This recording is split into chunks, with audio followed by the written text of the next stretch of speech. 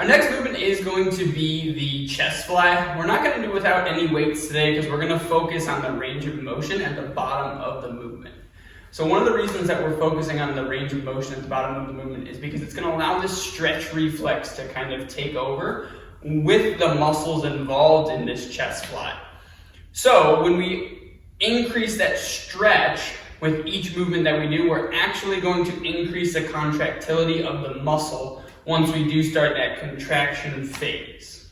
So similar to the squat, we're trying to increase our range of motion so that when we do go to do this movement later on or in a gym setting, something along those lines, we can get more bang for our buck. So with this movement, you can either have your feet down on the ground or feet flat. Now when you are having your feet flat, it's important that you don't want this big arch of your spine. So I don't want to work myself back so that my feet are going to be off of the ground and I've got this big arch. So I'm actually going to go ahead and put my feet up onto the bench. That way I can make sure that my lower back's pressed into the bench.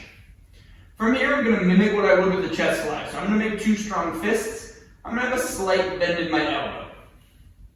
Now, as opposed to thinking about dropping the elbows down and keeping everything nice and close, I'm going to think about taking the fists away from the center of my chest. So I'm going to drop out to the side.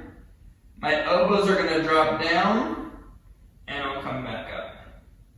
One thing that you want to think about with this, your elbows can drop below the line across your chest, but your hands should not.